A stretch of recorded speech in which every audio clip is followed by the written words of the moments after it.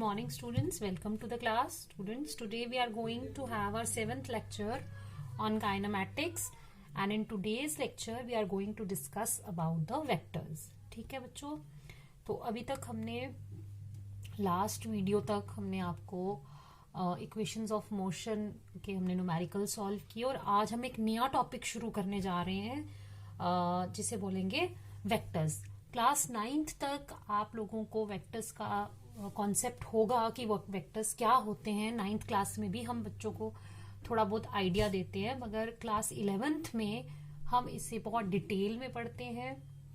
हम पढ़ते हैं कि हमें वेक्टर्स की जरूरत क्यों पड़ी, what is the difference between the scalars and vectors, कौन सी ऐसी क्वालिटीज हैं जो कि एक क्वांटिटी को वेक्टर क्वांटिटी बनाती हैं, how to add vectors, how to subtract vectors, how to multiply them and what is basically a vector algebra. ठीक है, तो हम इसके ऊपर फिर कुछ न्यूमेरिकल्स भी सॉल्व करेंगे. डिफरेंट टाइप्स ऑफ वेक्टर्स होते हैं वो भी डिस्कस करेंगे.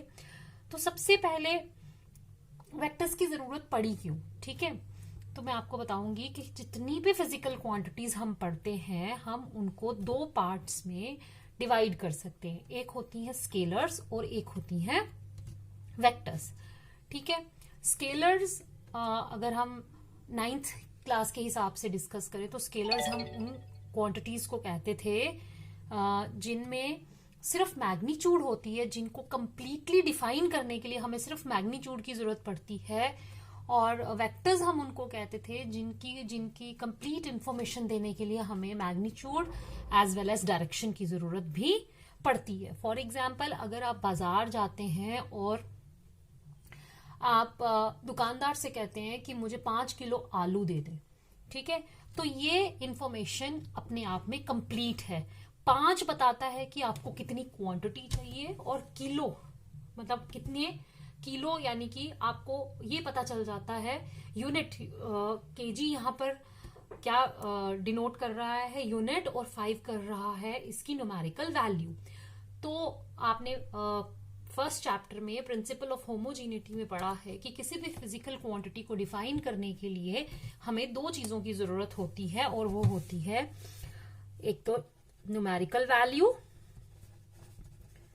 और into unit. This gives the magnitude. ठीक है, तो अगर आप बोलते हैं मुझे 5 kg आलू चाहिए तो आपको उसको डायरेक्शन बताने की उसमें कोई जरूरत नहीं है. दुकानदार आपको 5 किलो आलू दे देगा. मीन्स कि आलू लेने के लिए ये इतनी सी इंफॉर्मेशन बहुत जरूरी है. ठीक है, लेकिन अगर आप उसी दुकानदार से पूछते हैं कि भैया मुझे मिठाई खरीदनी है, क्या आप बता सकते हैं कि मिठाई की दुकान कहाँ पर है, तो अगर वो दुकानदार आपको ये कहता है कि मिठाई की दुकान यहाँ से 5 मीटर की दूरी पर है, तो क्या ये 5 मीटर की दूरी जो उसने बताई 5 मीटर, क्या ये इंफॉर्मेशन अपने आप में कंप्लीट है? क्योंकि 5 मीटर जो है वो लेफ्ट भी हो सकता है, 5 मीटर राइट भी हो सकता है, 5 मीटर ऊपर भी हो सकता है, 5 मीटर नीचे भी हो सकता है. तो अगर आपको किसी जगह की लोकेशन पूछनी है तो वहां पर सिर्फ 5 मीटर या 10 मीटर या कोई भी जो आपको वो डिस्टेंस बताते हैं वो इंफॉर्मेशन कंप्लीट नहीं है जब तक कि आपको उसकी डायरेक्शन ना पता हो. अगर आप सिर्फ ये पूछ सुनकर कि 5 मीटर यहां से 5 मीटर दूर है तो आप किस डायरेक्शन में भागोगे आपको नहीं पता. आप रैंडमली अगर इधर उधर भागना शुरू कर दोगे कि उस दुकानदार ने बोला 5 मीटर की दूरी पर है, आप आगे चले गए, वहां दुकान नहीं थी, आप पीछे आए, दुकान नहीं थी, तो that is share wastage of time. तो अगर आप उस दुकानदार से पूछेंगे भैया 5 मीटर बाएं, 5 मीटर दाएं, ऊपर नीचे कहाँ पर, कोई लैंडमार्क बताइए कहाँ पर जाकर 5 मीटर की दूरी यहां से 5 मीटर की दूरी है लेकिन किस डायरेक्शन में, तब जाके आप एग्जैक्ट लोकेशन उस शॉप की या किसी और जगह की आप ढूंढ सकते हैं. तो इसीलिए हमें किस चीज की जरूरत पड़ी, डायरेक्शन की जरूरत पड़ी. कुछ क्वांटिटीज ऐसी हैं जिनको डिफाइन करने के लिए हमें क्या होता है कि सिर्फ मैग्नीट्यूड मतलब सिर्फ वो ऐसी क्वांटिटीज जो स्केलर क्वांटिटीज जिसमें सिर्फ आपको न्यूमेरिकल वैल्यू और यूनिट पता हो तो आप उसके बारे में पता कर सकते हैं, कंप्लीट इन्फॉर्मेशन आ जाती है. सपोज आपने दुकानदार से बोला कि मुझे 5 kg आलू दे दो, 2 kg 5 kg आपने पोटैटोज लिए, टोमेटोज लिए, ठीक है, और 1 kg आपने अनियन लिए। तो टोटल जो आपके पास उस थैली में सामान होगा वो कितना होगा, 8 kg ऑफ वेजिटेबल्स, ठीक है। तो इसको आपने सिंपली क्या कर लिया, स्केलर क्वांटिटीज को आपने क्या कर लिया, सिंपली ऐड कर लिया, ठीक है। ये तो बहुत सिंपल है कि स्केलर क्वांटिटी, यहां से हमें एक चीज समझ आई कि स्केलर क्वांटिटीज को हम आराम से ऐड कर सकते हैं by using the normal laws of algebra. अब डायरेक्शन के लिए देखो वेक्टर क्वांटिटीज क्या है। वेक्टर क्वांटिटीज में अगर हमें किसी जगह की लोकेशन पता करनी है, जैसे कि मैंने डिस्प्लेसमेंट वाले क्वेश्चन आपको करवाए थे कि यहां से हम, ये एक बॉडी है, इसको हम राइट की तरफ लेके गए 5 मीटर की दूरी पर, और फिर यहां से हम लेके गए सपोज 3 मीटर की दूरी पर, ठीक है। तो बताओ इसकी जो डिस्प्लेसमेंट होगी वो ए, बी और सी, ठीक है। तो क्या अब ये जो AC है, ये डिस्प्लेसमेंट यानी कि यहां से यहां पहुंचने के लिए what is displacement, that is the shortest distance, क्या वो 5 + 3 के बराबर होगी, नहीं होगी। क्यों, क्योंकि हमने पढ़ा हुआ है कि that is by the Pythagoras theorem it is √5² + 3², ठीक है। तो इसलिए हमें वेक्टर्स की जरूरत पड़ती है। तो वेक्टर्स वो क्वांटिटीज होती हैं, वेक्टर्स मींस ये डिस्प्लेसमेंट, जिनको स्पेसिफाई करने के लिए हमें डायरेक्शन की कंप्लीट इंफॉर्मेशन नहीं मिलती जब तक कि हम डायरेक्शन ना बताएं, ठीक है। अब आएंगे हम कि what are scalars and vectors. लेकिन क्लास 11th में तक आते आते हम लोगों को ये पता चल जाता है कि सिर्फ डायरेक्शन होने से कोई क्वांटिटी वेक्टर क्वांटिटी नहीं बनती है, ठीक है। वेक्टर बनने के लिए उसके पास एक चीज और भी होनी चाहिए, जैसे कि स्केलर क्वांटिटीज जो हैं, स्केलर और वेक्टर अभी तक हम पढ़ते आए कि जिसके पास सिर्फ मैग्नीट्यूड है और डायरेक्शन नहीं है वो स्केलर क्वांटिटीज हैं, और जिनके पास डायरेक्शन और मैग्नीट्यूड है वो वेक्टर क्वांटिटीज हैं, ठीक है।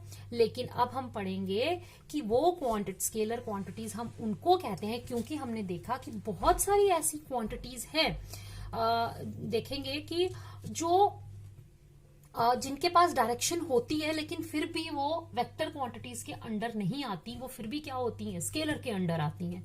तो सबसे पहले हम स्केलर्स के बारे में पढ़ेंगे। वो क्वांटिटीज जिनके पास सिर्फ मैग्नीट्यूड है वो है स्केलर क्वांटिटीज। जैसे कि अभी हमने किया मास को ऐड करना हो तो आप सिंपल लॉज ऑफ अलजेब्रा से निकाल सकते हैं, distance, speed, work, temperature etcetera, ठीक है। अगर आपको कोई बच्चा ये कहता है कि सर मुझे 100 फ़ारेनहाइट बुखार है, तो बस आपको ये इतनी इंफॉर्मेशन बहुत है कि उसको 100 फ़ारेनहाइट बुखार है, उसकी डायरेक्शन क्या है बुखार की, कहाँ पर है, पाँव में है, सिर पे है, वो आपको जानने की कोई जरूरत नहीं होती। मतलब 100 फ़ारेनहाइट अगर उसने बोला है तो वो इंफॉर्मेशन अपने आप में कंप्लीट है। तो जिन क्वांटिटीज को आप सिंपल न्यूमेरिक वैल्यू और यूनिट से कंप्लीटली डिफाइन कर सकें वो आ जाती है स्केलर्स के अंदर। और ये ऐड कैसे होती है, जैसे मैंने आपको बताया सिंपल लॉज ऑफ अलजेब्रा 5 + 2 + 1। अगर ये कोई क्वांटिटी स्केलर है तो एक तो उसके पास डायरेक्शन नहीं होनी चाहिए, दूसरी डायरेक्शन नहीं होने के बाद एक दूसरी चीज जो उसके ऊपर एप्लीकेबल होनी चाहिए कि वो सिंपल लॉज ऑफ अलजेब्रा से ऐड, सब्ट्रैक्ट, डिवाइड और मल्टीप्लाई होने चाहिए, ठीक है। अब हम बात करते हैं वेक्टर्स की। बहुत सारी ऐसी क्वांटिटीज हैं, क्योंकि वेक्टर्स तो अभी तक हमें पता है वेक्टर्स कौन से होते हैं, जिनके पास मैग्नीट्यूड भी है, डायरेक्शन भी है, वो वेक्टर क्वांटिटीज हैं। लेकिन उसके साथ साथ अभी हम एक चीज और पढ़ेंगे कि ये क्वांटिटीज वेक्टर होने के लिए उनको एक सबसे इम्पॉर्टेंट जिस चीज की जरूरत है वो ये कि ये सिंपल लॉज ऑफ अलजेब्रा से सब्ट्रैक्ट, ऐड, मल्टीप्लाई और डिवाइड नहीं होते, दे ओबे वेक्टर अलजेब्रा। एक वेक्टर अलजेब्रा हम लोग अभी इसमें पढ़ेंगे कि वो स्पेशल रूल्स हैं जिनके साथ ये क्या होते हैं, ऐड और सब्ट्रैक्ट, मल्टीप्लाई वगैरह होते हैं। फॉर एग्जांपल देखिए कि अब हम बात करें करंट की। सबको पता है कि करंट जो है it moves from the positive to the negative direction, it has a specific direction, लेकिन फिर भी करंट क्या है, करंट वेक्टर क्वांटिटी में नहीं इंक्लूड होती। करंट जो है वो सिंपल स्केलर क्वांटिटी है, क्योंकि करंट को ऐड करने के लिए जो लॉज लगते हैं they are the laws of algebra, वो वेक्टर एल्जेब्रिक लॉज को फॉलो नहीं करती। Same is the case the pressure. Pressure जो है वो क्या है, pressure has a direction, pressure outside, pressure inside, but still pressure जो है वो वेक्टर क्वांटिटी में नहीं काउंट होता है। Pressure is a scalar quantity, क्योंकि वो जब ऐड करने के लिए, प्रेशर को ऐड करने के लिए सिंपल लॉज ऑफ एल्जेब्रा ही हम लोग यूज करते हैं। ठीक है, तो अब अगर आपसे कोई पूछे कि कौन सी क्वांटिटीज वेक्टर क्वांटिटीज हैं, तो आप सिर्फ ये नहीं बोलेंगे कि जिनके पास मैग्नीट्यूड और डायरेक्शन है वो वेक्टर क्वांटिटीज है, बल्कि एक चीज और मोस्ट इंपॉर्टेंट चीज कि वो क्वांटिटीज जिनके पास मैग्नीट्यूड डायरेक्शन भी है और साथ ही साथ वो वेक्टर लॉज ऑफ अलजेब्रा को फॉलो करते हैं, वो क्वांटिटीज वेक्टर क्वांटिटीज में आती हैं। ठीक है, क्योंकि हमारे पास कुछ एक्सेप्शंस हैं जिसमें क्वांटिटीज के पास डायरेक्शंस तो हैं लेकिन फिर भी वो स्केलर क्वांटिटीज हैं, तो वो इसीलिए उसका रीजन यही है कि डायरेक्शन तो है लेकिन वो थर्ड वाली जो मोस्ट इंपॉर्टेंट कंडीशन है उसको सेटिस्फाई नहीं करती। Now how to represent a vector. अब बात आती है कि वेक्टर क्वांटिटी को हम रिप्रेजेंट कैसे करें। देखो, वेक्टर जो भी कोई चीज वेक्टर होगी उसके पास क्या है, मैग्नीट्यूड है और डायरेक्शन है। ठीक है, अब वेक्टर को रिप्रेजेंट कैसे किया जाता है। रिप्रेजेंटेशन ऑफ वेक्टर्स में हम लोग एक लाइन लेते हैं। ठीक है, this is known as the tail and this is known as the head of the vector. ठीक है, अब जो इसकी इस लाइन की जो लेंथ होती है, लेंथ ऑफ द लाइन क्या देती है हमें, गिव्स मैग्नीट्यूड। ठीक है, और डायरेक्शन ऑफ द एरो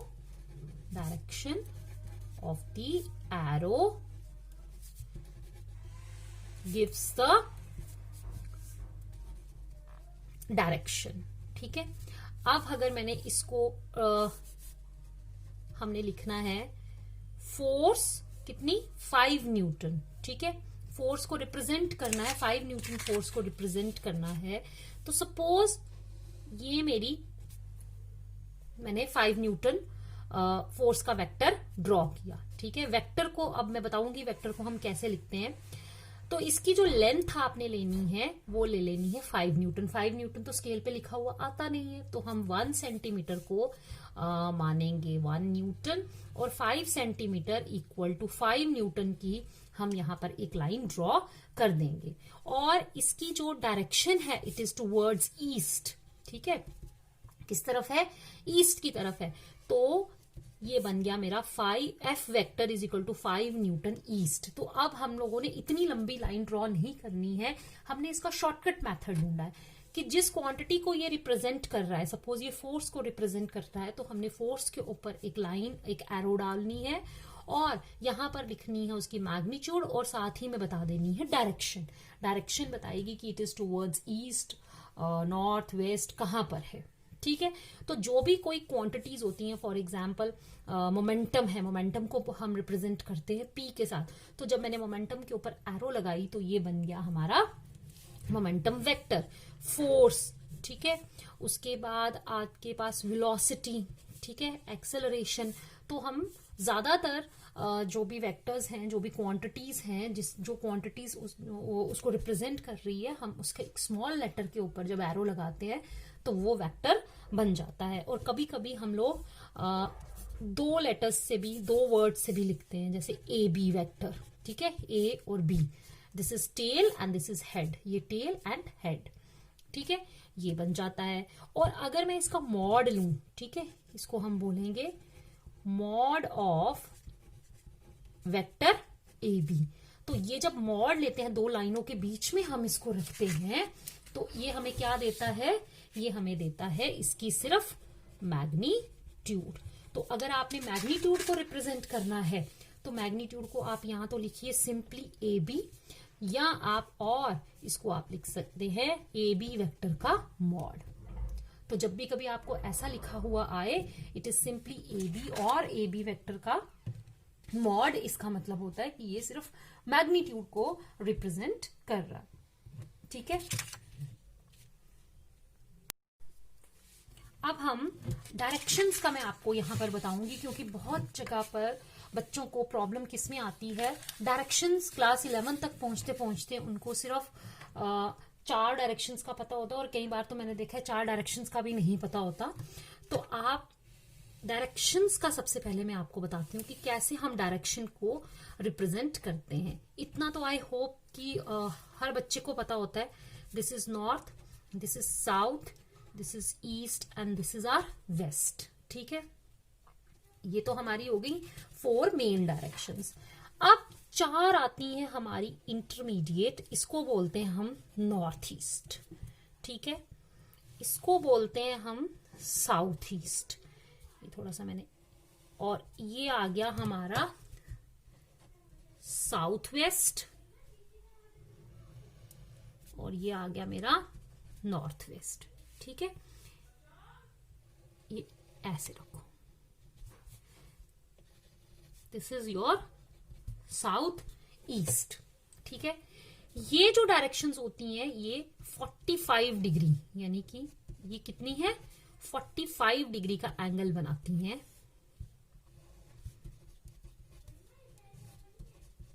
ठीक है, ये सब आपस में कितने एंगल्स पे है, 45 डिग्री, क्योंकि ये इसको बाइसेक्ट करती है। ये वाली जो ये बीच में आप सेंटर में लाइन लगाएंगे, ये बाइसेक्ट करती है 90 डिग्री को। ये 45 इधर, 45 एग्जैक्टली मिडिल में रहती है। अब सपोज देखो, मैंने ये एक डायरेक्शन ले ली।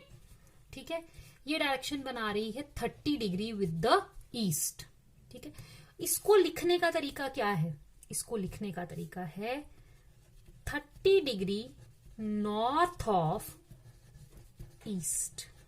मतलब किसका 30 डिग्री है, ये ईस्ट का, लेकिन किधर को है, नॉर्थ को, तो it is towards 30 degree north of east. अब जो बाकी बच गया ये क्या है, बेसिकली 60 डिग्री, तो इसको हम लिख सकते हैं 60 डिग्री वेस्ट ऑफ नॉर्थ। ये नॉर्थ से 60 डिग्री किसकी तरफ है, वेस्ट की तरफ। तो ये डायरेक्शंस का कॉन्सेप्ट बहुत जरूरी है। जैसे कि हम लोग, एक बार मैं यहां पर भी आपको एक करके बता देती हूँ, north, south, east and west. ठीक है, ये आपने कोई भी डायरेक्शन ले ली, इट इज 30 डिग्री। ठीक है, तो मैं इसको कैसे लिख सकती हूँ, इसको लिख सकती हूं 30 डिग्री ईस्ट ऑफ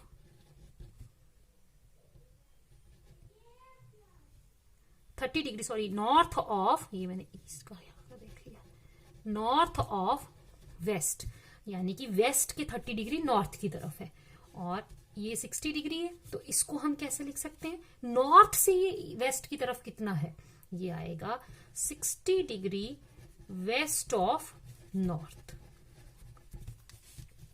ठीक है, आई होप ये आपको डायरेक्शंस का कॉन्सेप्ट क्लियर हुआ। Now we'll do the types of vectors. ठीक है, बहुत सारे वेक्टर्स हैं, टाइप्स हैं जो हम डिस्कस करेंगे। 2 वेक्टर्स, सबसे पहले हम करेंगे equal vectors. 2 vectors are equal if their direction and magnitude are same. ठीक है, अगर दो वेक्टर्स हम तब कहेंगे इक्वल हैं कि अगर उनकी मैग्नीट्यूड भी इक्वल है और डायरेक्शन भी इक्वल है, और सबसे इंपॉर्टेंट चीज कि वो एक ही फिजिकल क्वांटिटी को रिप्रेजेंट कर रहे हैं। सपोज अगर फोर्स को रिप्रेजेंट कर रहे हैं तो दोनों वेक्टर्स फोर्स को ही रिप्रेजेंट करें, तभी हम कहेंगे these 2 vectors are equal. Then comes the negative vector. तो vector is said to be negative. हम एक वेक्टर को दूसरे वेक्टर का नेगेटिव तब कहते हैं अगर उनकी मैग्नीट्यूड बराबर है लेकिन उनकी डायरेक्शन ऑपोजिट है। जैसे ये वेक्टर ए है और ये वेक्टर बी है, इनकी मैग्नीट्यूड दोनों की बराबर है but they are pointing in the opposite direction, so हम कह सकते हैं B vector is the negative of A vector. ठीक है, now third type of vector जो हमने डिस्कस करने हैं वो है collinear vectors. Vectors having equal और unequal magnitudes but drawn along the same line are called collinear vector. Collinear, co means same, linear means along the same line. तो अगर 2 vectors same line पर act कर रहे हैं, चाहे उनकी magnitude बराबर हो चाहे ना हो, उनको हम कहेंगे कोलिनियर वेक्टर्स। तो we have 2 types of collinear vectors. एक होते हैं हमारे पैरेलल वेक्टर्स। पैरेलल वेक्टर्स में the angle between the 2 vectors between the two vectors is taken as 0. ठीक है, दो वेक्टर्स अगर एक ही लाइन में और एक ही डायरेक्शन में है, यानी कि उनका जब एक डायरेक्शन में होते हैं, मैं यहां लिख देती हूं, सेम डायरेक्शन का मतलब क्या होता है, थीटा इज इक्वल टू 0. तो जरूरी नहीं है कि वो ऐसे हो, ये ऐसे भी हो सकते हैं. क्यों? क्योंकि हम इसको शिफ्ट कर सकते हैं. Shifting the vector does not change the direction. ठीक है, अगर आप उसको बिल्कुल, अगर आप without changing the magnitude and direction अगर आप इसको शिफ्ट करके यहां रख दोगे तो इनके एंगल को कोई फर्क नहीं पड़ेगा. Still they are the parallel vectors. ये तो पैरेलल, आपने दो पैरेलल लाइंस का पढ़ा ही हुआ है कि the angle between the to parallel lines is 0. ये और ये वेक्टर्स भी क्या है, आपके पैरेलल वेक्टर्स होते हैं, क्योंकि इनके बीच में भी थीटा 0 डिग्री है. Anti parallel means when they are acting along the same line but in the opposite direction. ठीक है, तो यहां पे क्या आ जाएगा, आपका डायरेक्शन क्या हो जाएगी, ऑपोजिट. इसका मतलब है इट इज 180 डिग्री. ठीक है.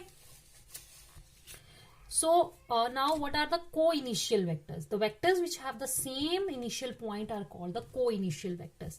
तो जहां पर भी जो वेक्टर्स एक ही पॉइंट से स्टार्ट होते हैं, ठीक है, ये मेरे 3 वेक्टर्स हैं, एक ही पॉइंट से स्टार्ट हुए, इनको हम क्या कहेंगे, को initial vectors. The vectors which have the same terminal point, यानी कि अगर आपके पास 3 वेक्टर्स हैं, 3 से ज्यादा भी हो सकते हैं, और वो एक ही पॉइंट के ऊपर क्या हो रहे हैं, टर्मिनेट हो रहे हैं, यानी कि एक ही पॉइंट के ऊपर आके मिल रहे हैं, तो उनको हम कहेंगे कोटर्मिनस वेक्टर्स. ठीक है, देखिए एक ही पॉइंट के ऊपर आके ये मिल रहे हैं. ठीक है, now I will tell you about how to find the angle between the two vectors. ठीक है, दो वेक्टर्स के बीच में एंगल कैसे फाइंड आउट किया जाता है, उससे पहले मैं आपको बताती हूं. देखो, ये आपके 2 वेक्टर्स हैं. ठीक है, ये आ गया ए वेक्टर और ये आ गया बी वेक्टर. ठीक है, इनके बीच में आप देखो पॉसिबली 2 एंगल्स हो सकते हैं. एक एंगल होगा ये थीटा और एक एंगल ये क्या होगा, that will be 360 degree minus theta. तो देखिए, 2 वेक्टर्स के बीच में जब हमने एंगल निकालना है तो सबसे पहली कंडीशन हमारी ये होनी चाहिए कि एंगल जो है वो स्मॉलर होना चाहिए. दोनों, ये 2 एंगल्स है ना, दोनों में से सबसे छोटा कौन सा होगा, theta.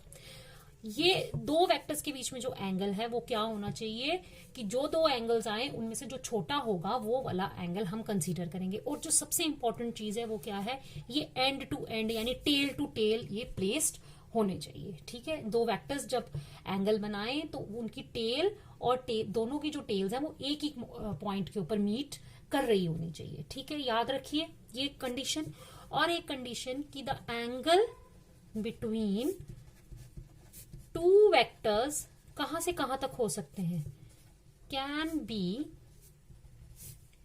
Can lie from 0 degree to 180 degree. 0 से कम नहीं हो सकता और 180 से ज्यादा नहीं हो सकते. ठीक है, तो जो भी एंगल होंगे 2 वेक्टर्स में वो हमेशा 0 और 180 डिग्री के बीच में लाई करेंगे. तो कैसे फाइंड आउट करना है, सपोज अब आपके पास जो वेक्टर्स हैं वो ऐसे है,